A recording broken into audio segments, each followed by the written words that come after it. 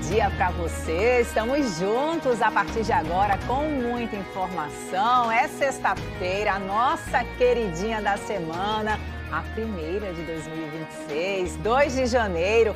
É o primeiro sextou do ano, vê que massa! E desde já eu agradeço a sua companhia. Nós vamos juntos até 1 da tarde. O Enem de hoje trazendo as principais notícias aqui do nosso estado para você ficar bem informado a partir de agora.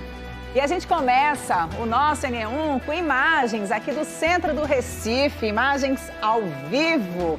É sexta-feira de sol brilhando forte, como nos últimos dias, né? A semana toda tem sido assim, de sol forte, algumas nuvens, muito calor na região metropolitana. E esse tempo vai permanecer assim, viu? Hoje e também amanhã, sabadão. Então a praia tá garantida e na nossa companhia fica muito melhor. Você pode curtir a praia, ficar bem informado. Sei que tem muita gente nos assistindo nas praias do litoral norte, do litoral sul. Segundo a APAC, não deve chover. A temperatura pode chegar aos 32 graus. Neste momento, a maré está subindo, vai chegar ao ponto mais alto à tarde, às 3h08. Já te falei, vamos juntos até 1 da tarde, mas para sua companhia ficar ainda melhor, manda mensagem, participa. Tá aqui, ó, o QR Code que te leva para o Canal Globo. Você vai lá, participa mandando foto, vídeo, sugestão de reportagem. Você já sabe como participa? Não?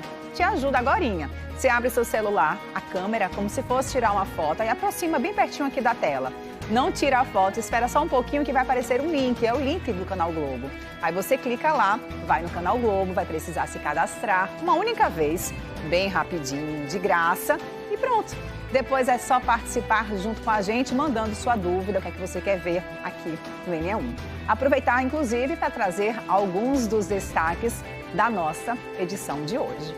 Fim de semana chegando e tem dica para você arrasar naquele churrasco delicioso e barato. Ao vivo, você vai acompanhar dicas de um mestre churrasqueiro para escolher os melhores cortes gastando pouco.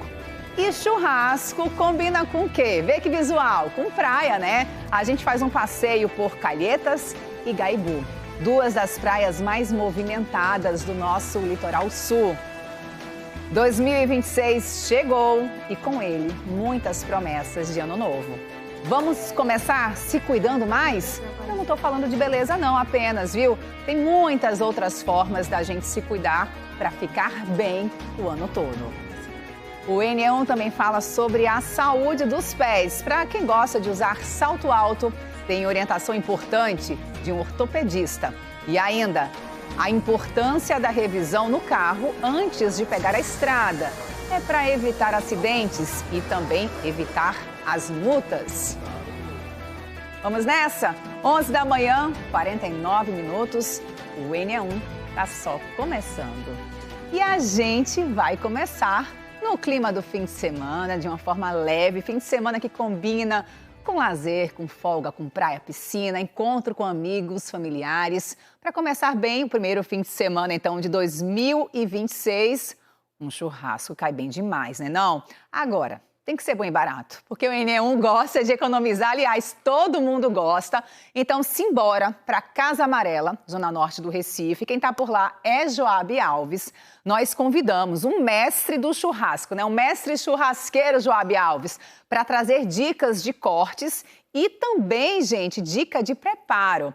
Muito bom dia para você, Joabe. Vamos começar falando sobre os tipos de carne que são melhores para o churrasco e, ó, que são bons também para o nosso bolso. É isso aí, viu, Clarissa? Eu tô aqui no bairro de Casa Amarela, como você mesmo falou aí. E vamos passar essas dicas agora. O mestre já está aqui comigo, é o Bruno BBQ, assim que ele gosta de ser chamado. Seja muito bem-vindo aqui ao Enem. O que é que você preparou pra gente aqui? Quais são as carnes que são mais em conta, né? E dá pra galera curtir, que a gente sabe que estamos em janeiro, férias, folga. Mostra pra gente e explica pra gente esses valores também. Aproveitar, né, janeiro, aproveitar mês de férias. Boa tarde, pessoal. Então a gente tem que preparar alguma coisa que caiba no bolso da gente. Então preparei um churrasco em média para 8 pessoas, onde você vai gastar mais ou menos de 25 a 30 reais por pessoa. Fiz um mix e a gente vai fazer uma churrascada hoje aqui em Casa Amarela. Então vamos lá mostrar. Qual a primeira carne? A primeira carne que a gente tem é a picanha suína. Deixa eu pegar aqui um temperinho. Coisinha simples, sal, pimenta, páprica, a gente dá uma temperada nela. Adiciona também um pouquinho de mostarda. Deu uma temperada, deixou 1 horinha mais ou menos marinando. Vai ficar uma maravilha. E depois a gente finaliza em grande estilo. Outra que não pode faltar é aquela linguicinha suína, certo? Sempre tem que ter. Aqui a gente tem uma sobrecoxa desossada, que eu já temperei com as ervas, shoyu, mostarda, nada mais. Uma dúvida, Bruno, rapidinho. Nessa questão dessa carne aqui, precisa deixar quanto tempo assim marinando?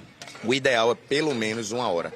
Se você puder fazer já as suas carnes, as suas proteínas, deixar temperada, refrigerada em geladeira, você pode fazer até à noite, para o churrasco no dia seguinte, então vai facilitar um pouco do seu trabalho no outro dia.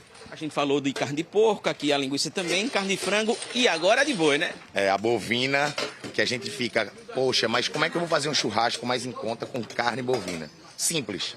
A gente tem aqui, ó, alcatra, você vai pedir o seu açougueiro um alcatra e vai fazer o corte dela, que é bem fácil.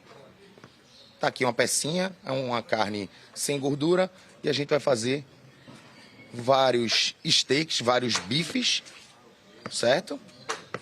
Além dela, que ela aqui está na faixa de uns R$ 45 mais ou menos.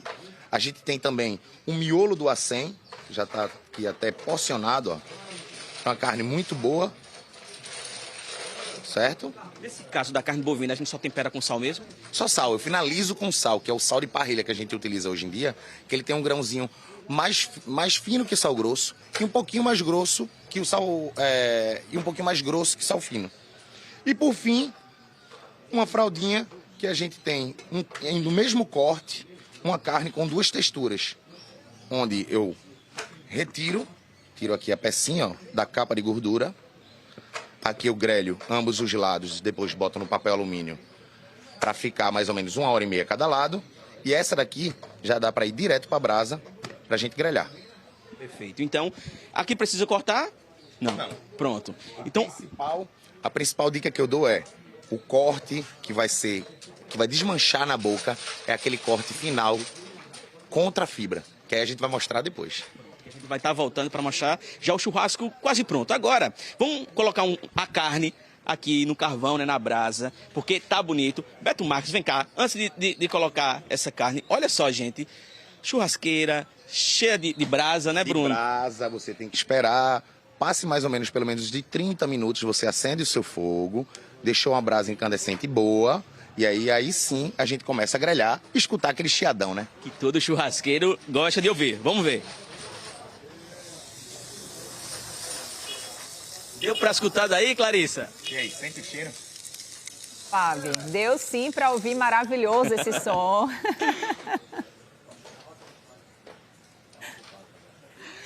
Daqui a pouquinho eu vou estar voltando com o churrasco já pronto e também conversando com algumas pessoas que estão aqui na praça que vão poder experimentar um pedacinho dessa carne, viu? Vou ficar aqui só babando, eu e a equipe do NE1. Aproveitem, então. Chama os moradores para depois dar a nota. Muito obrigada já pelas dicas. Vamos seguir com o NE1 com outras informações, porque as praias estão cheias, né? Lotadas, gente aproveitando os primeiros dias do ano. E algumas das opções para quem quer curtir o sol pertinho do Recife são as praias de Calhetas e Gaibu. As duas no Cabo de Santo Agostinho, aqui no litoral sul do estado. São duas praias irmãs, coladinhas. Apenas uma montanha de rochas divide esses dois cenários turísticos do litoral sul, Gaibu e Calhetas. Em Calhetas, uma baía de pedras lembra o formato de um coração. Uma beleza de encher os olhos. Do alto, com um drone, é fácil observar toda a praia. Ela tem apenas 500 metros de extensão. É a menor praia de Pernambuco. Logo cedo, esta família veio de Paudalho. No verão, é comum moradores do interior aproveitarem as praias do nosso litoral. Tem a tranquilidade daqui, muito boa. Tem uma sensação de paz, né? Então, é a primeira vez que eu vim, né? E estou para conhecer mais ainda. Dei uma pesquisada no Google, eu vi assim, aquele lugar lindo, a gente nunca tinha vindo. Aí eu cheguei aqui e estou apaixonada. Como diz o mais velho, tirar as mazelas logo no começo do ano. Jailson contou que há 40 anos acampava em Calhetas.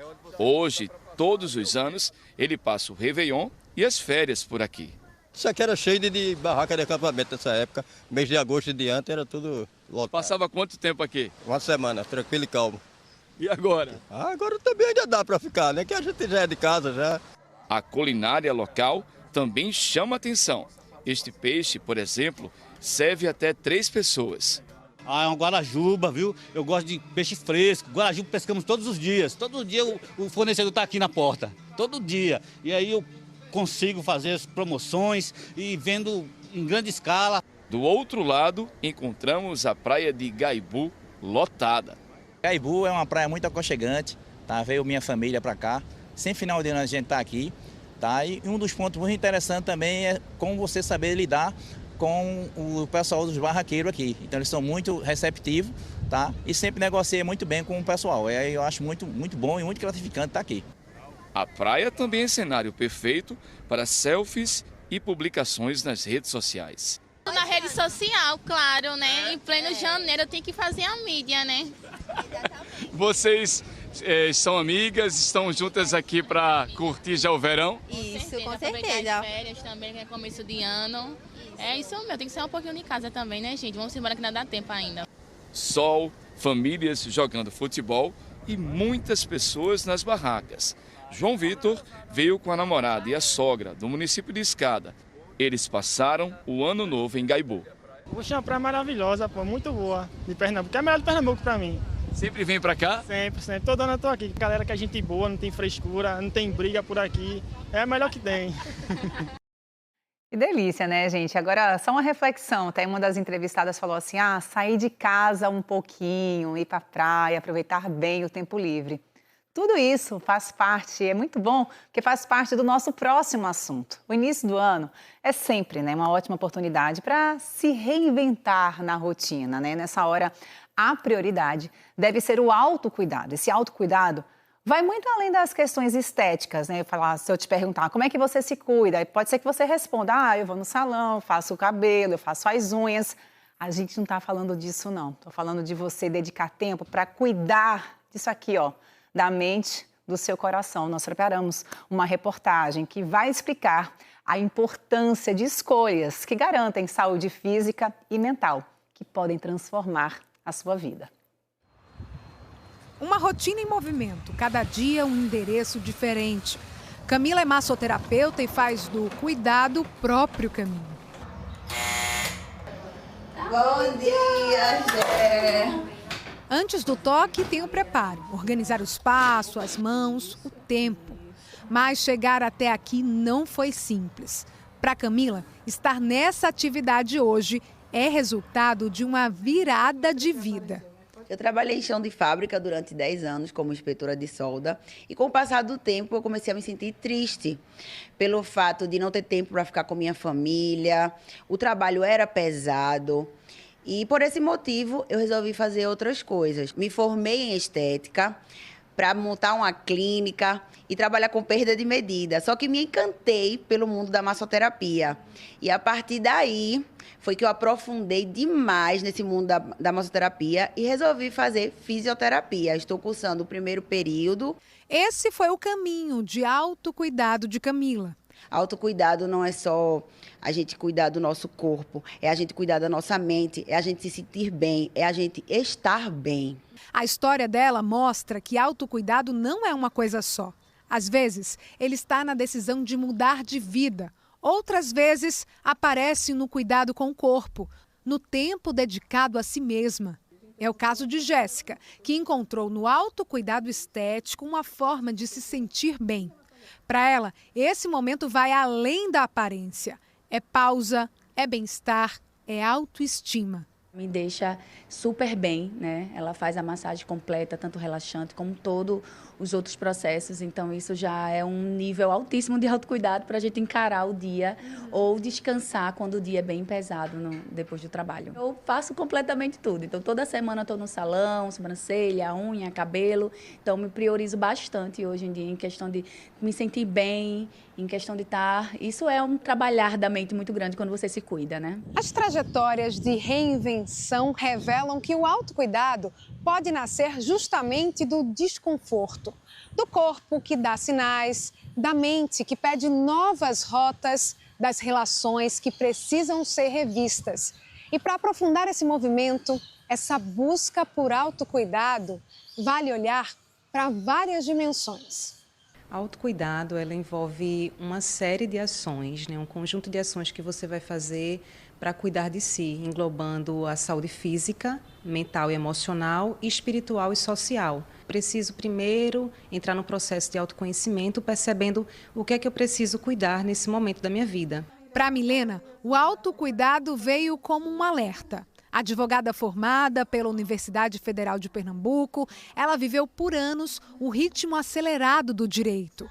Processos, prazos, audiências. Eu me formei com 22 anos, já comecei a trabalhar, minha mãe é advogada, já tinha um escritório, tinha toda a estrutura de ser advogada. Depois me mudei para São Paulo, trabalhei com tributário em São Paulo. E aí você chega em São Paulo num ritmo muito acelerado, você começa a entrar naquele ritmo frenético. Você não para, você quer fazer tudo. Em 2022, Milena foi internada com uma pneumonia causada pela baixa imunidade. Foram 2 semanas no hospital e mais 45 dias de fisioterapia respiratória. A doença foi um marco. Não era apenas físico, era também emocional. Foi um momento que eu realmente refleti o que é que eu estou fazendo da minha vida. E eu acho que o mais engraçado foi quando eu voltei, eu entendi que as coisas funcionariam num trabalho independente de mim. E foi quando eu disse, não, agora eu vou pensar o que é que eu vou fazer para melhorar o meu dia a dia, para focar em mim. Foi nesse período que Milena descobriu a prática da yoga. O que começou como um respiro se transformou em presença, cuidado e reconexão. Muita gente vai para o yoga buscando um exercício físico. E foi aí que eu percebi que era muito mais do que um exercício físico, sabe? Comecei a me conectar com o meu corpo, com a minha respiração, me conectar comigo mesma. E eu acho que quando você, antes de qualquer mudança, você tem aquele momento meio nebuloso, sem saber o que fazer. Então foram muitas noites meditando, que eu acho que a meditação me ajudou muito a entender qual era o meu caminho. Em 2023, ela pediu demissão e partiu em uma viagem em busca de sentido. Passou pelo Havaí, onde trabalhou em pousadas e restaurantes. Depois foi para a Índia, onde estudou a prática de yoga.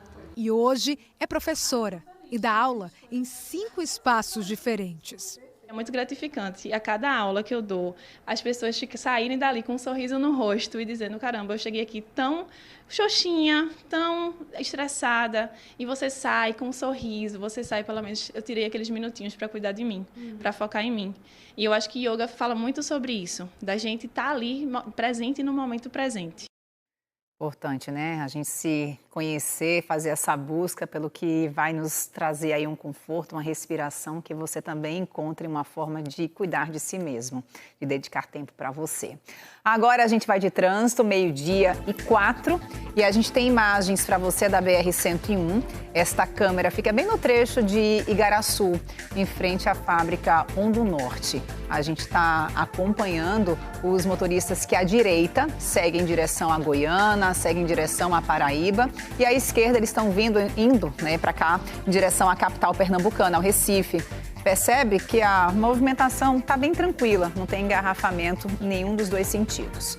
Nós vamos para Olinda, para a Avenida Pan-Nordestina, também com muita tranquilidade. A gente vê aqui essa câmera que fica pertinho, do Fórum da Cidade. À direita, os motoristas passam por ela para também vir para o Recife. Normalmente, a gente encontra um trânsito bem intenso aqui à direita. Hoje não é dia desse trânsito intenso. E à esquerda, a movimentação também tranquila para quem segue para o litoral norte, para quem segue lá, por exemplo, para Igaraçu, que a gente acabou de ver ao vivo. Vamos seguir nosso giro para mais um trecho da BR-101. Este daí é no bairro de Dois Irmãos, aqui no Recife. À direita estão motoristas que seguem para lá, para o litoral norte, para Paraíba. E à esquerda, os motoristas que vêm de lá em direção à cidade universitária, ao Ceasa, ao litoral sul. Percebe a movimentação aí intensa, mas sem problemas para os motoristas que estão circulando por esse trecho do bairro de Dois Irmãos. Seguimos com outras notícias. Os deputados estaduais participaram hoje de uma sessão extraordinária na Assembleia Legislativa de Pernambuco. Essa reunião aconteceu a pedido da governadora Raquel Lira, mesmo sendo o período de recesso de janeiro dos deputados.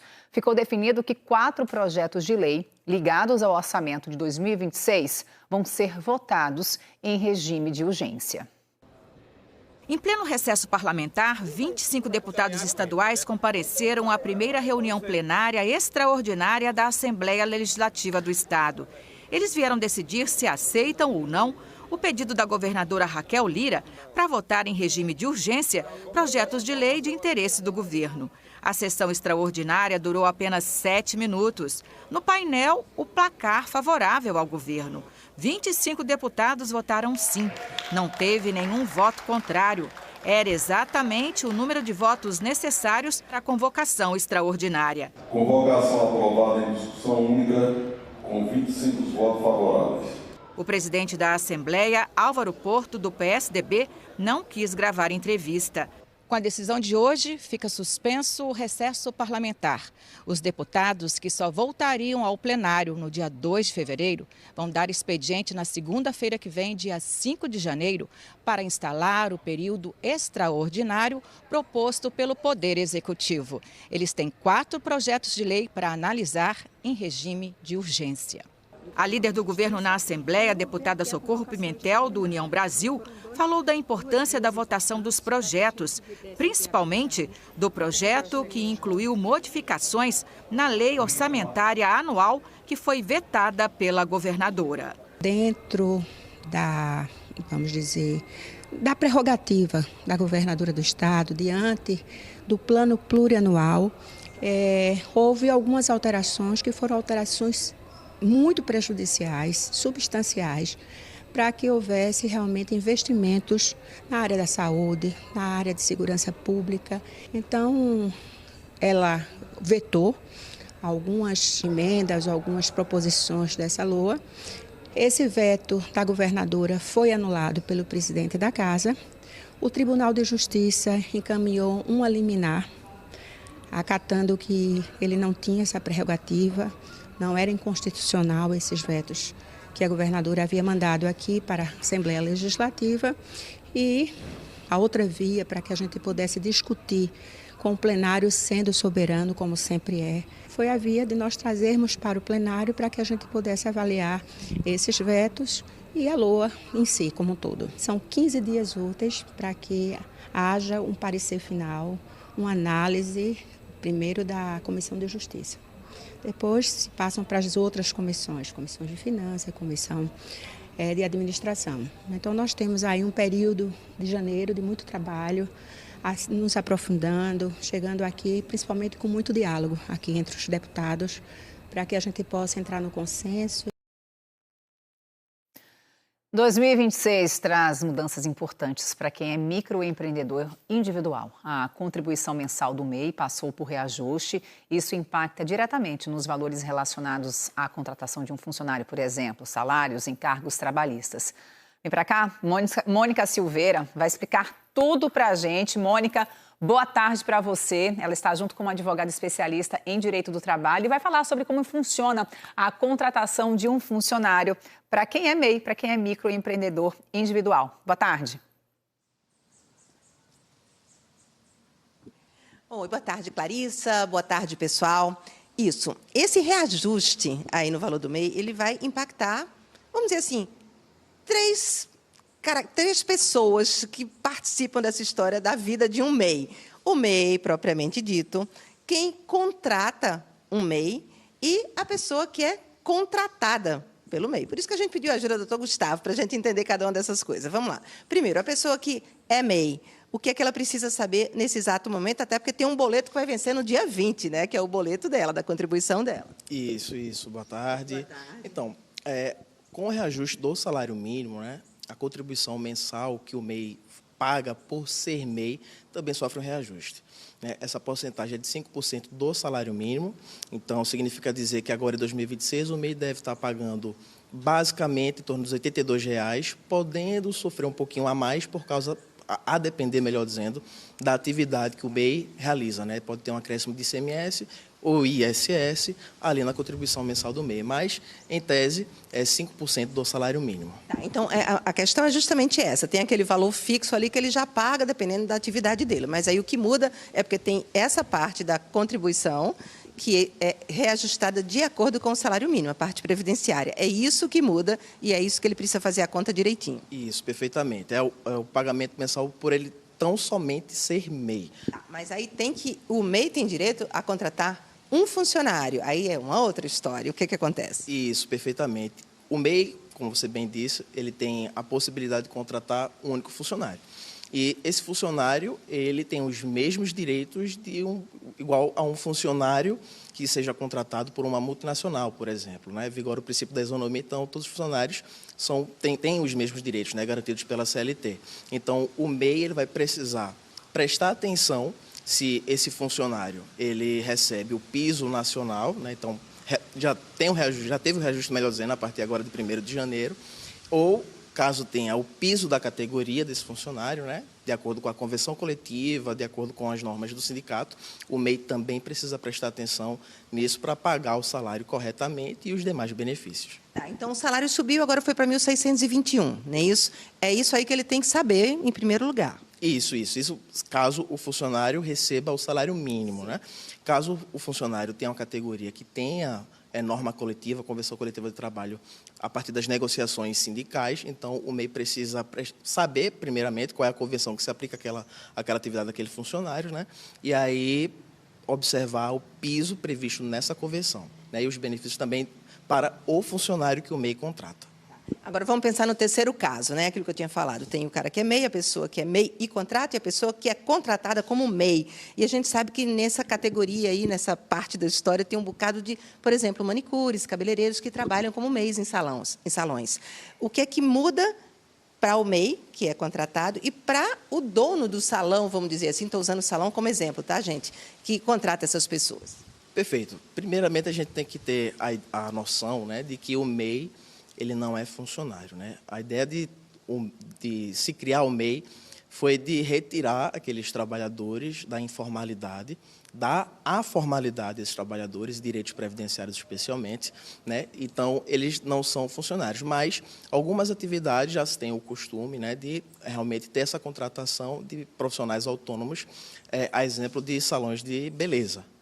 E aí, o MEI, ele precisa ter a noção de que, com o reajuste do salário mínimo, o valor que, eventualmente, ele tem o ajuste ali com o salão de beleza, ele também, eventualmente, precisa ajustar.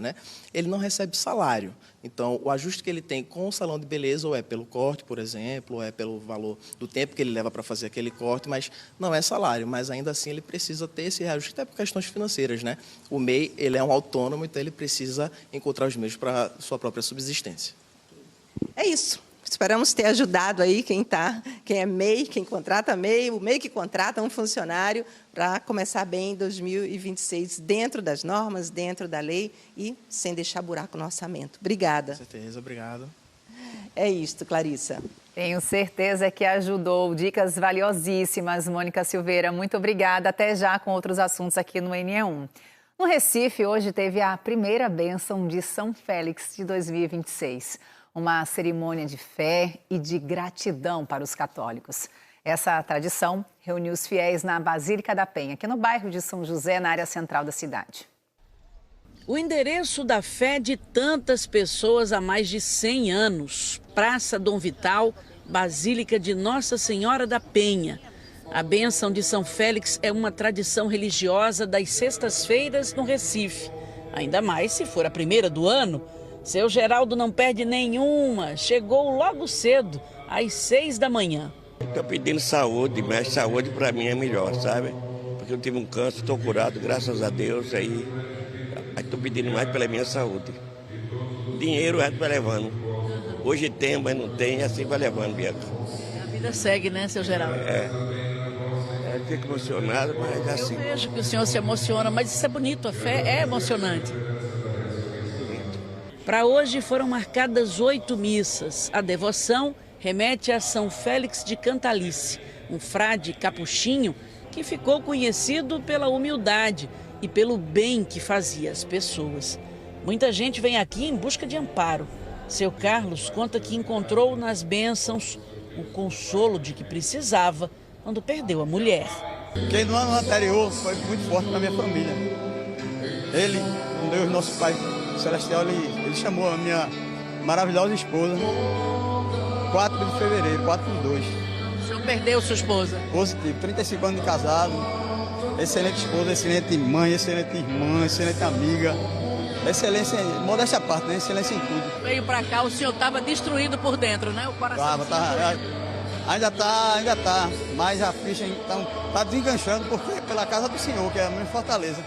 Um espaço para orar, agradecer, mas também pedir a intercessão do santo pelas causas todas, por tudo aquilo que os fiéis gostariam que melhorasse. Principalmente paz em nós, paz no nosso próximo, paz no mundo, porque a gente pensar que nós estamos no século XXI e a gente ainda vê o ser humano ser dizimado por guerras, muitas vezes que a gente não entende nem onde começa, a erradicação do feminicídio, que está uma coisa danosa, absurda.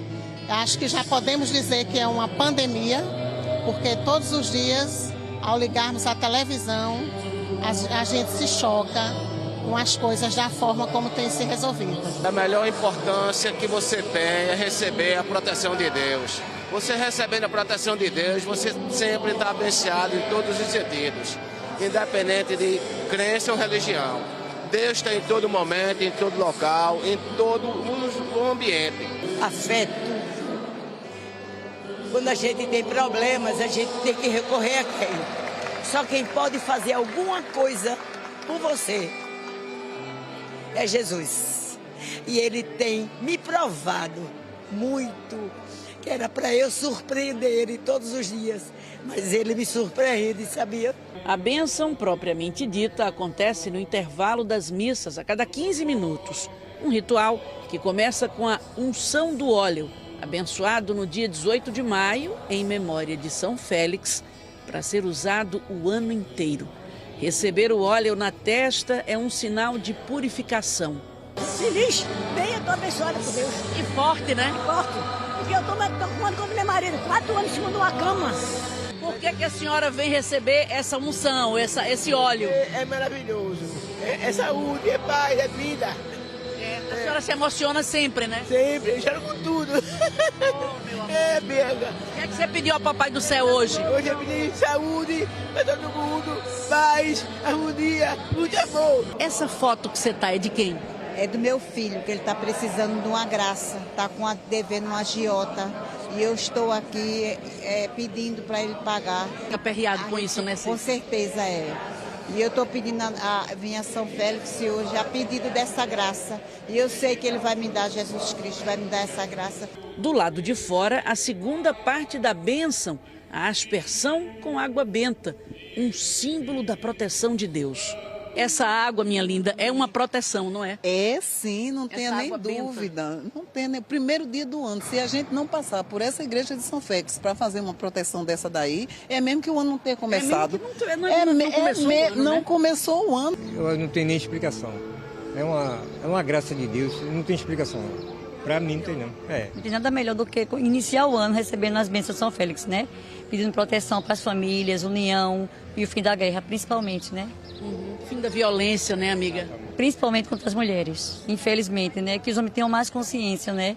E vejam que eles não são donos das mulheres, né? Aspergir é pedir para que a bênção de Deus seja derramada sobre a pessoa. Lembrando também o batismo, que é a porta de entrada para todas as bênçãos, né? Nós somos introduzidos na vida da igreja como filhos e filhas de Deus por meio do batismo. Qual a diferença de você receber o óleo e receber a água benta? Tem diferença, Frei William? Não, é um complemento, porque são sacramentais, né? São sinais, são canais da graça de Deus. Então o óleo já é uma tradição mais de 100 anos que vem sendo abençoado as pessoas na fronte, né, com o óleo, porque recorda São Félix que fazia isso nas ruas de Roma. Agora à tarde tem missa às 1h30, às 3 e às 5. Missa com bênção.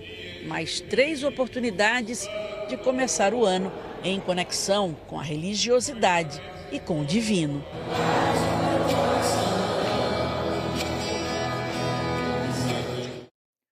Quantos testemunhos, né? Emocionantes de fé, impressionante.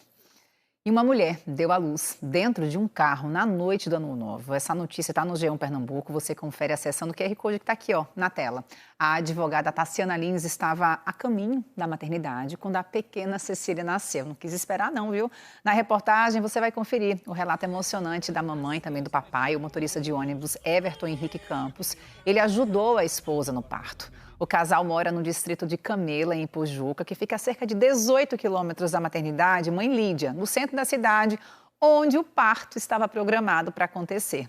A Cecília nasceu com 3,5 kg e 45 centímetros. A gente deseja muita saúde para a bebê e para a mamãe também.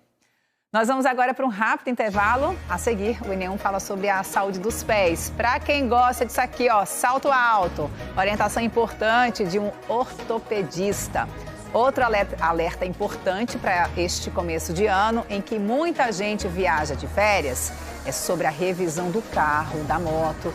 A manutenção pode ajudar a evitar acidentes e multas também. 12h21, o Enem volta em instantes.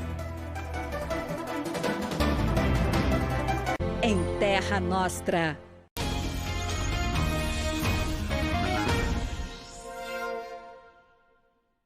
Meio-dia e 24, estamos de volta com o Enem e com outras dicas para você fazer um churrasco delicioso e barato também, ó, já neste fim de semana. Bora voltar para a Casa Amarela, é onde está o repórter Joab Alves. Nós convidamos o mestre churrasqueiro. A nossa carne, ó, tem linguiça também, tá na brasa. Ó o cheirinho, o barulhinho. Imagina é o cheiro, Joab, deve estar uma delícia. Cadê os moradores? Chegaram também, nossos convidados?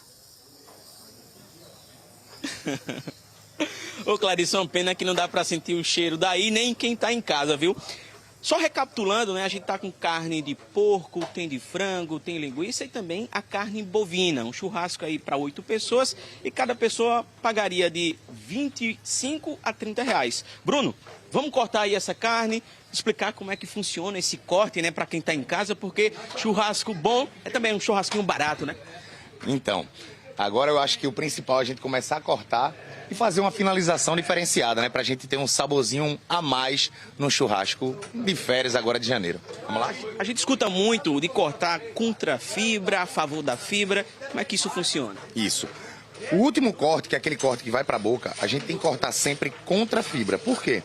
Quando a gente corta contra a fibra, a carne simplesmente desmancha na nossa boca. Então o segredo é exatamente esse. A gente... essa aqui já leva sal, né, Bruno? O suíno eu já coloquei um pouquinho de sal, né? Uma mostardinha e tal. E aí a gente vem, ó, e vamos finalizar de forma diferente. A gente colocou aqui na tábua. Venho aqui com um pouquinho de molho barbecue. E já finalizei com um toquezinho a mais. Quem tá agora no comando da churrasqueira é o Gabriel. Vamos pedir para ele trazer mais aqui as outras carnes, né? Porque tem frango, tem boi, tem a linguiça. E a gente vai aqui servir o pessoal que está jogando dominó. E aí vamos provar, poder ter, né, sentir esse sabor junto com a gente. Exatamente. Aqui eu tô com a sobrecoxa, já foi marinada, né? A gente já fez um temperinho especial, então não vou fazer mais nada. Aqui é apenas aproveitar e degustar, certo? Na linguiça, que eu gosto sempre de colocar um plus a mais, é mesclar sabores. A linguiça já é salgada, e aí a gente tem a linguiça e vou finalizar ela com melaço, mais conhecido também como mel de engenho, certo? A gente dá aquela finalizada gostosa para dar aquele toque adocicado. E por fim, uma raspinha de limão para dar aquele toque cítrico. Finalizou, tá pronto. E aqui, ó, Job, é o que eu falei, a favor ou contra a fibra. Eu vou cortar sempre contra a fibra. O primeiro corte, a favor. Tá vendo que as fibras estão todas para cá? Pronto, agora eu vou cortar, ó, contra a fibra, justamente para que a carne, ó, desmanche na nossa boca. E aí, por fim, meu amigo, finaliza com aquele salzinho de parrilha, que é um salzinho com grão um pouquinho maior que o sal fino e um pouco menor que o sal grosso. Ô Bruno, a gente tá vendo aqui um pouquinho, como se fosse um sangue, mas isso não é sangue, né? Não, isso não é sangue, isso daqui é mioglobina. Mioglobina é a proteína, infelizmente, de coloração vermelha, por isso que as pessoas acham que ela é sangue, mas não é. A proteína pura da carne. Então não se engane, isso daqui não é sangue. Mas ponto, isso daí é de preferência. Se você quiser bem passado, faça bem passado. Se quiser mal passado, fique à vontade. E agora é aproveitar esse pratinho maravilhoso e degustar com a galera. Realmente tô até com água na boca. Vamos lá? Bora. Pra gente oferecer ele pro pessoal, para eles provarem. Inclusive, Clarissa, eu já descobri aqui que essa turma, eles jogam dominó aqui há décadas, aqui é a Praça Juca Leal. Olha aqui, tudo bem, gente? Licença, o pessoal aqui tá resolvendo aqui, tudo bom? Vamos experimentar aqui a carne? Vamos experimentar aqui a carne? Deixa eu vir pra cá pra conversar com ele rapidinho. E aí? Aprovado? Altamente mais ou menos. Oi? Altamente mais ou menos. Né? Maravilhoso. Tá maravilhoso. Primeiro lugar. Qual o nome do senhor? Paulo. Ô, Paulo, obrigado aqui pela participação. Vamos continuar girando aqui. Tudo bem, gente? Feliz ano novo pra vocês. A turma aqui já tá jogando baralho. Tudo bom? Tudo bom. O pessoal tá concentrado. Qual é o teu nome? Meu nome é Fred.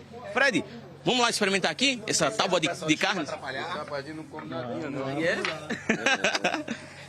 E aí pode ficar à vontade, tá? Tem linguiça, tem carne de frango, tem carne de porco. Não, frango aqui não tem aqui não. Né? E aí, tá aprovado? Uma delícia, bem suculenta, no ponto. E o sal? Show de bola, na medida certa. Show de bola, obrigado. Fiquem à vontade, pode pegar, tem linguiça, tem frango, tem também aí a carne bovina. Gente, obrigado aqui pela participação, a turma jogando baralho aqui na praça. Bruno, obrigado, feliz ano novo pra você. E aí, trazendo essas dicas pra gente, um churrasco bom, barato, né? Mais uma vez, recapitulando, o churrasco que a gente fez hoje aqui, que dá pra cerca de 8 pessoas e cada uma pagando entre 25 a 30 reais. Imagens aí de dar água na boca, o Gabriel cortando essa carne bovina aí pra gente ao vivo. Clarissa? Fiquei esperando chegar aqui a nossa bandeja, viu, Joab? Maravilhoso, pessoal aí aproveitando esse churrasquinho no precinho, bom, gostoso e barato. E agora, chegou a hora de conferir opções de diversão para o seu fim de semana. É o nosso Sextou do N1.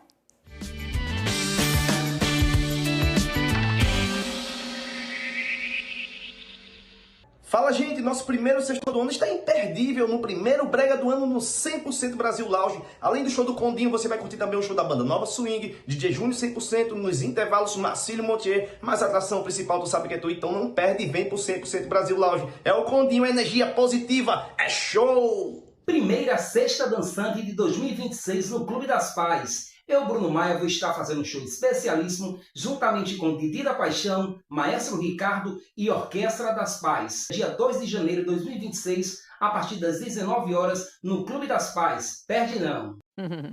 E para sair de casa e se divertir, ou até mesmo para trabalhar, né, gente? Muitas mulheres fazem questão disso aqui, ó, salto alto. Mesmo passando muito tempo em pé, dançando, curtindo ou, como falei, trabalhando. Agora é bom a gente ficar atento. Médicos alertam para a importância de alternar o salto com calçados mais confortáveis para evitar problemas de saúde. A nossa equipe circulou pela zona norte do Recife e conversou com as pessoas para saber como elas buscam mais conforto para os pés. E, claro, fica a dica. Antes de escolher o salto, analise o tempo que vai ficar em pé e também o modelo do calçado. Para quem vai andar pelo comércio, bater perna, um calçado confortável é a melhor opção. É assim no bairro de Casa Amarela, na zona norte do Recife. Vimos muita gente preferindo sandálias rasteiras, chinelos, tênis. Jennifer gosta de salto alto, mas falou que não exagera. E, dependendo do momento, escolhe um tipo de calçado diferente. Para o dia a dia eu uso sapatilha, sapato, porque eu duro muitas horas andando por aí, passando mais tempo com ele, então eu prefiro sapatilha e sapato. E em certos eventos eu uso mais um saltinho, porém um salto não tão grande, sabe, pequenininho. Dona Fernanda usa, mas só em alguns passeios. E nada que seja desconfortável. Sandalinha. E vou para o restaurante e botou uma maiorzinha, menorzinha. Ainda no bairro de Casa Amarela, fomos até a casa de Ivani, que é daquelas apaixonadas por esse item. Tem vários tipos, modelos e cores. Contou que se sente mais elegante com os de salto alto. Gosto da sensação de usar sapato alto, eu me sinto mais alta, melhor, entendeu? Com a postura melhor e assim. E acho que o salto ele também é um item de moda que você traz para o que você está usando. Então assim, eu gosto bastante. Quando vai para alguma festa, não deixa de usar, mesmo que sinta algum desconforto. Doeu, tira e fica. Eu não tenho problema não de tirar não, nenhum. Eu quero chegar de salto, mas assim, sair, dependendo de como seja a animação, a festa, não tem problema nenhum. Eu tiro do mesmo jeito. Doutor Fernandes Arteiro é médico ortopedista, especialista em pé e tornozelo. Falou que salto alto não é proibido, mas é preciso usar de forma moderada. Ele deve ser usado de maneira certa, correta e durante um período, um tempo do dia correto. Ele, em uso excessivo, ele vai fazer realmente mal para os pés. Alguns trazem elegância, mas também podem causar problemas. É o caso daqueles muito altos e que deixam o pé numa posição nada conveniente. Aquele salto agulha, que a gente chama, aquele salto fino, ele e o tobogã é aquele que faz aquela curva para frente. Ele dá um efeito muito negativo na região da frente do pé, que a gente chama antepé, é ali perto dos dedos. É onde a mulher faz calo embaixo do pé, é onde ela deforma os dedos começam a ficar em garra no uso excessivo desse tipo de calçado. O uso prolongado durante anos de sapatos assim inadequados, eles vão causar deformidades, às vezes permanentes no pé, que a gente tem que corrigir até com cirurgias maiores. Alguns formatos enganam, parecem amassar os dedos, mas não é exatamente isso que acontece.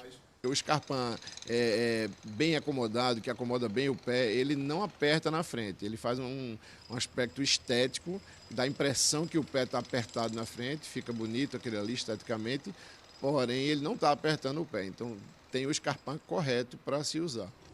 O mais recomendado para passar o dia todo são os tênis, e aqueles com solado inteiro e plano. Trazem equilíbrio e estabilidade ao pé e ao restante do corpo. E o que dizer das rasteirinhas? Não se iludam. Dependendo da situação, não são muito recomendadas.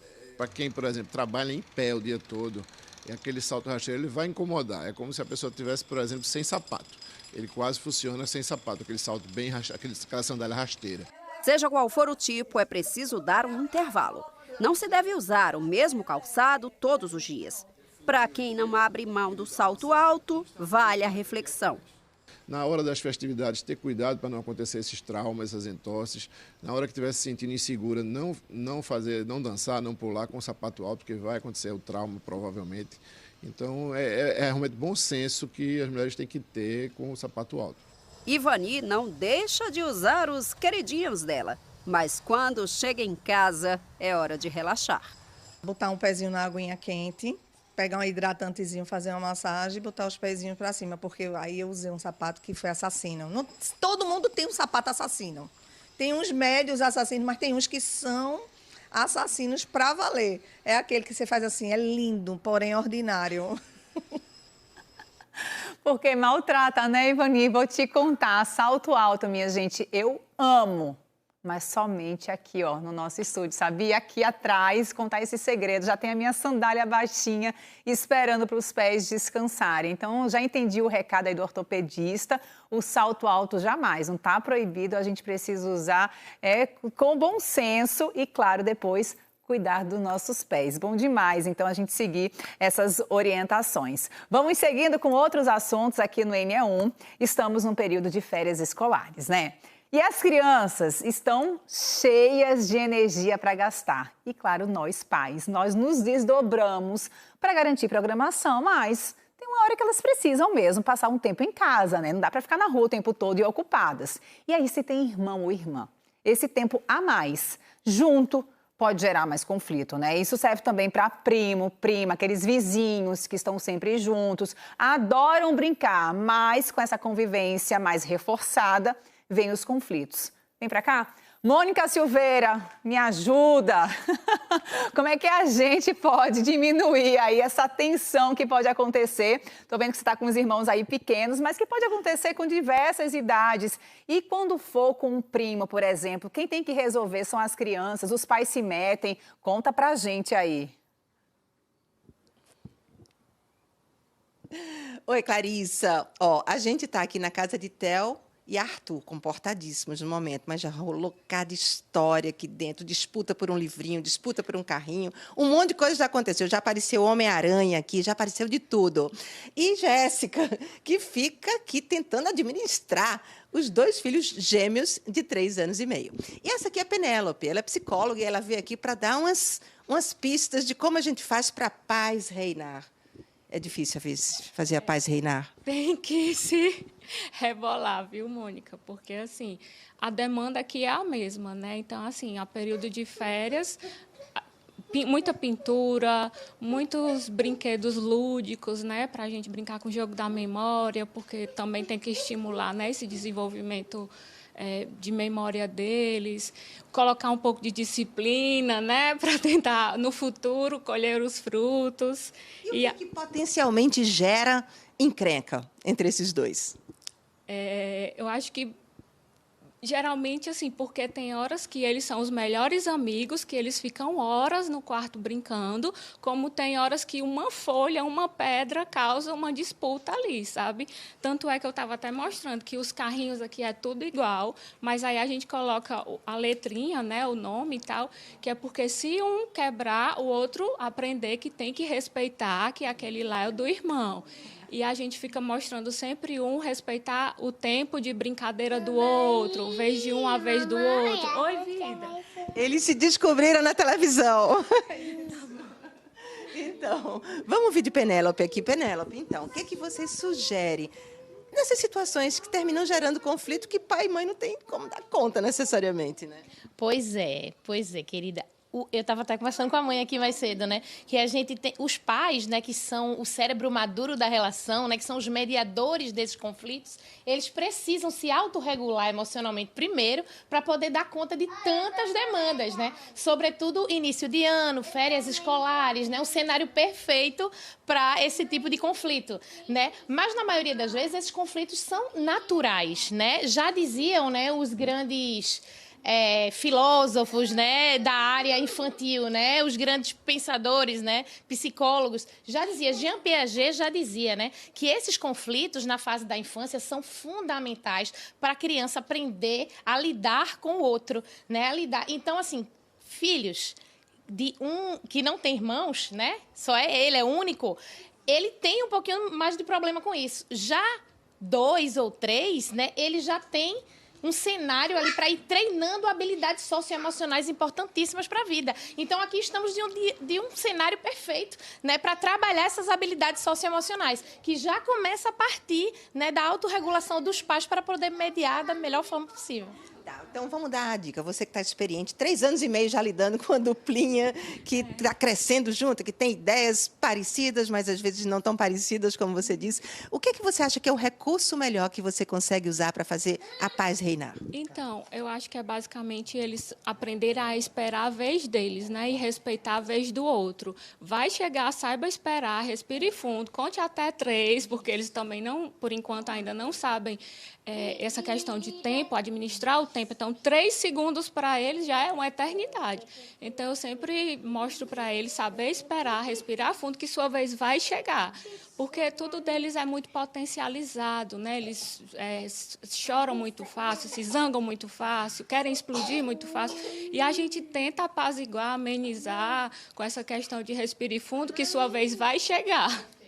É isso por aí? É por aí. E também podem contar, né, com serviço psicológico, né? Os psicólogos infantos juvenis estão aí, né, para auxiliar, né, através de orientação parental, né? Psicoterapia já da idade dos teus já é possível fazer. A partir de 3 anos e meio, 4 é a melhor idade para já ir trabalhando essa autorregulação na própria psicoterapia. E orientando os pais também, né, nessas mediações que são tão importantes nessa fase. A gente não sabe, fica perdida mesmo, viu? Meu Deus, e agora? Eu faço o quê? tem horas que eu só rezo, ajoelho e rezo. Mas eles vão crescer, calma. Tá bom, minha gente, obrigada, viu? Obrigada também, Jéssica, por abrir as portas da sua casa para a gente falar sobre esse assunto e mostrar essas lindezas para gente. É isso, Clarissa. Ajoelho e rezo, e é só o mamãe, ô nome doce, viu? Esse tal de mamãe aí durante a entrevista. Muito obrigada, viu, Mônica? Que a gente curta aí esse período em paz das férias. Muito obrigada. O que a gente precisa, né, gente, é que as crianças curtam a infância, sejam felizes e se sintam seguras. Infelizmente, o nosso próximo assunto é algo muito comum e que impacta diretamente nessa tranquilidade delas. A alienação parental. Ela acontece quando um adulto interfere na relação da criança com o outro responsável, criando aí conflitos, afastamentos, sentimentos negativos, e quem mais sofre com isso são sempre os pequenos. Beatriz Castro vem trazer agora orientações para as famílias que estão passando por esse problema. Beatriz, boa tarde para você. Oi, Clarissa, boa tarde a todos. A gente falando aí de férias escolares, que é o período que mais acontece esse problema também, né? O conflito entre os adultos, o pai e a mãe e a criança, no meio desse sofrimento todo. A gente vai ter mais informações sobre alienação parental com o defensor público aqui de Pernambuco, o doutor Fabrício Lima. Obrigada que ele veio no recesso. Vocês podem ver que num dia normal de expediente, aqui estaria cheio de gente procurando a ajuda da defensoria. Mas, doutor Fabrício, o que caracteriza a alienação parental? Boa tarde a todos. A alienação parental ela é caracterizada inicialmente quando há uma conduta de um dos genitores no sentido de desqualificar a conduta do outro. Seja falando mal, seja, de certa forma, criando uma certa aversão na criança em ter acesso ao outro genitor. A lei também traz algumas outras situações que são consideradas alienação parental. A exemplo de criar dificuldades, criar empecilhos para que a criança possa ter uma convivência familiar com o outro genitor. Nas férias isso acontece muito, né? O pai ou a mãe tem que buscar a criança, o outro não entrega depois, o problema aumenta. O problema ele acaba, né, nesse ponto, alusivo ao cumprimento do que foi pactuado por ocasião de um divórcio. É importante que se cumpra com o que foi acordado, justamente para se evitar situações futuras de se discutir uma possível alienação parental. E o que o senhor diria para os casais que vivem em conflito e têm uma criança no meio disso tudo? O mais importante a se levar em conta é que o filho é para sempre. E é muito importante que os genitores atuem de maneira a entender que o respeito à convivência familiar ele é sagrado. O filho tem direito de conviver tanto com o pai quanto com a mãe. E esse direito ele precisa ser respeitado inicialmente pelos genitores. E se em algum momento um dos genitores não o respeita, o Poder Judiciário poderá atuar para que esse direito fundamental da criança seja respeitado. E a criança, quais os prejuízos, o sofrimento que ela passa quando os pais estão nesse conflito?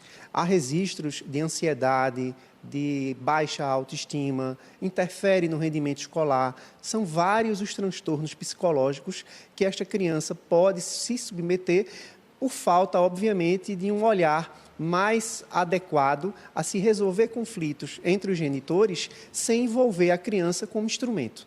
E como buscar ajuda quando uma das partes se sentir vítima também dessa alienação parental?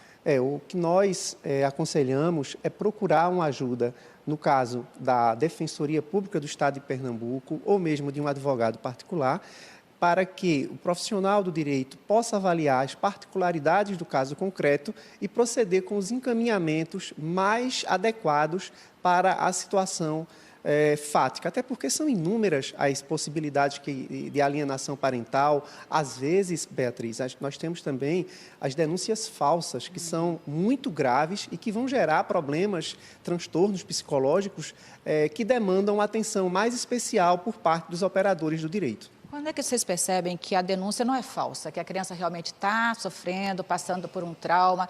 O psicólogo identifica isso. Como saber, né, identificar esses sinais? Muito importante. Tanto o Poder Judiciário quanto a Defensoria Pública possuem equipes multidisciplinares que vão estudar a fundo, seja a título de entrevista com a própria criança, também se fazendo estudo social com os familiares envolvidos nessa logística, para se identificar realmente o que pode ser ali enquadrado como alienação parental ou como uma denúncia que seja verdadeira, que seja efetiva e que mereça uma proteção que não exponha essa criança a um risco, por exemplo, de abuso sexual ou de outra situação mais gravosa à convivência dessa criança. Passa só para a gente o site, como é que o pessoal pode buscar ajuda aqui da Defensoria? A Defensoria ela pode ser acessada pelos canais virtuais, o agendamento pode ser feito pelo site www.defensoria.pe.gov.br ou presencialmente aqui na Avenida Manuel Borba, 640. Muito obrigada pelas informações, Clarice. A gente fica torcendo para que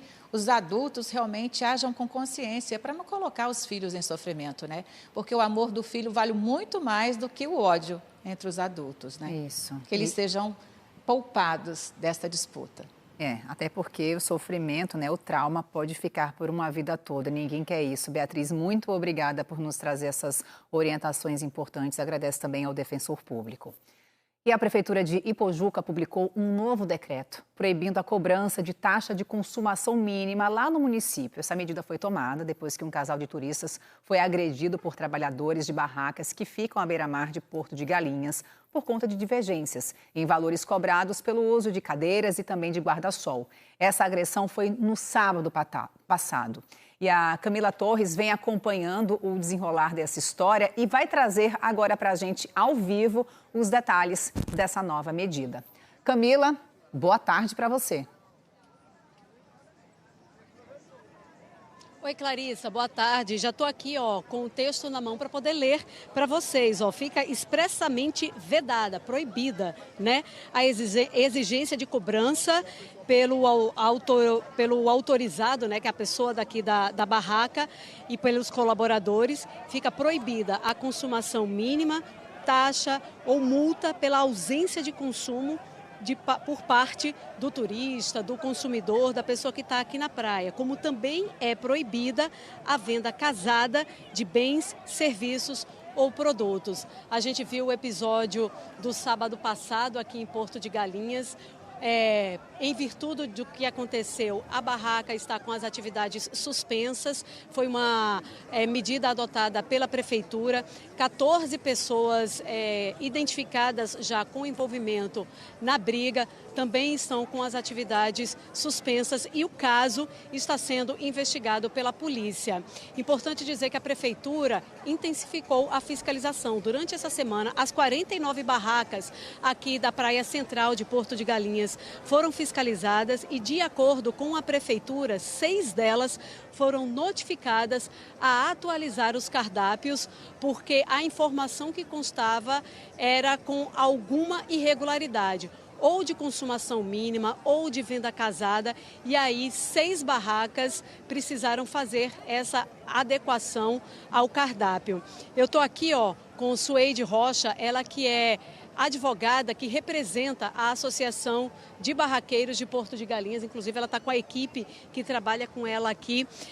Queria saber, Sueide, como é que está sendo a orientação, então, para os barraqueiros, para que eles atendam a esses acréscimos estabelecidos, a lei que já existia aqui na Prefeitura. E que é bom dizer que é algo que já existia, inclusive para o Brasil todo. Assim, a consumação mínima ela é proibida no Brasil todo, e não por uma lei de uma cidade ou de outra, é pelo Código de Defesa do Consumidor, que é uma lei nacional, né? Como é que está a orientação para os barraqueiros? Boa tarde. Boa tarde a todos. É importante dizer também que essa cobrança, ela, embora ilícita, na verdade foi mal interpretada, sim, né, por toda a categoria, quando decide aí ofertar a isenção dessa consumação do kit, né, de utilização da cadeira, mesa e sombreiro. em troca de haver o consumo, realmente configurando aí, né, uma cobrança ilícita, mas a orientação já foi dada, né, de acordo também com o decreto e como você bem colocou, que já vinha sendo inclusive apontado anteriormente, para que seja renovado toda a situação de cardápio, caso haja informação controversa aí dessa situação, para que eles possam estar colocando de fato a informação que é a legal. Afinal de contas, a cobrança do sombreiro, da cadeira e da mesa, ela não é ilegal. O que é ilegal é condicioná-la a uma consumação mínima. Então, todos os barraqueiros eles podem efetuar a cobrança, né, do kit de trabalho deles ali, das cadeiras, da mesa e do sombreiro, desde que informe, sim, de forma clara, né, explícita para o cliente e que não ter aí a exigência de uma consumação mínima. Suede, com relação à barraca aqui que está com as atividades suspensas, né? A prefeitura pediu para que fosse feita uma atualização do cadastro das pessoas que trabalham na barraca, inclusive do cardápio da barraca também. Isso já está sendo providenciado? Sim, sim. Todas as barracas já estão aí passando por um processo de reorganização de toda a estrutura de seus aparelhos de trabalho no sentido geral, além também de capacitações e treinamentos que estão sendo implantados junto com a prefeitura do município. Eu agradeço a sua participação aqui no NE1.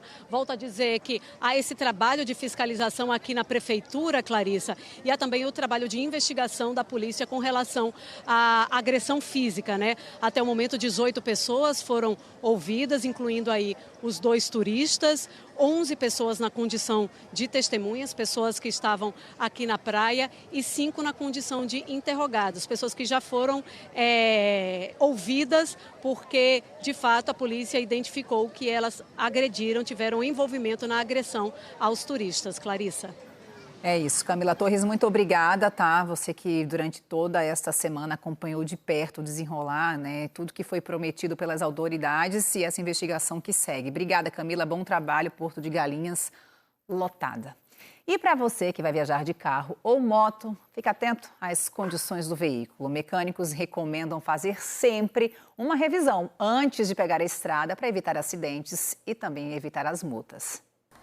Aloysio trouxe o carro para fazer a revisão. Aproveitou para trocar os pneus. Questão de segurança, né? Nas estradas e questão de perigo, né? De acidente, não só com você, como com os outros também. Tem que se prevenir, né? Seu Edinaldo é promotor de vendas e vive na estrada. Para ele, a revisão do veículo também não pode ficar de lado. Mesmo faltando 2.000 quilômetros para a troca do óleo, ele preferiu antecipar o serviço para evitar danos ao motor. Pneu em dias, tudo em dia, água do radiador, tudo em dias também. Os mecânicos reforçam a importância da revisão antes de pegar a estrada. O alinhamento, o balanceamento que é muito importante, entendeu? Fazer a parte elétrica, né, que é a verificação da bateria, das lâmpadas, se está funcionando tudo direitinho para pegar a estrada, né? Até a limpeza do motor pode fazer a diferença no desempenho e na segurança do veículo. Aqui tem um filtro do ar do motor, isso aqui se chama, né, tipo o pulmão do motor. Então toda essa sujeira aqui, se ela não for limpa, ela vai entrar aqui e esse carro vai começar a consumir. E itens que muita gente esquece e também merecem atenção, como lâmpadas e palhetas do limpador de para-brisa. É importante ficar de olho e trocar quando necessário. Farol baixo, farol alto, lanterna, luz de freio ou seta precisam estar funcionando para evitar multas e acidentes. Na luz do dia também, na BR, a gente tem que estar com o farol ligado. E às vezes passa despercebido ali um valor de uma lâmpada que custa ali R$20, acaba se tornando uma multa que custa muito mais do que isso, né? Carro revisado? Bora pro trânsito, então, que a gente tem imagens ao vivo para trazer e te mostrar como é que está essa movimentação agora na BR-101. Esta câmera está bem pertinho da entrada da Muribeca. Trânsito super tranquilo para quem passa por aí e vai em direção ao litoral sul. À esquerda da tela, a gente vê a movimentação de quem vem em direção ao Recife. Temos outras imagens. Vamos seguir para a zona sul do Recife. Olha só. Que dia lindo, hein? Para curtir a praia, bem que a gente falou. E a movimentação tranquila para quem passa aí pela Avenida Boa Viagem, nesse trecho do Segundo Jardim. Muita gente no calçadão também. BR-408, nossa próxima câmera, no trecho aí da cidade de São Lourenço da Mata, em frente à Arena de Pernambuco. E o tráfego muito tranquilo, tanto para quem vai sentido interior, tanto para quem vai em direção à BR-232, 12h56. Se você vai pegar a estrada, este é um bom momento. Vamos saber os destaques do Jornal Hoje, da primeira sexta-feira do ano, com o Alan Severiano.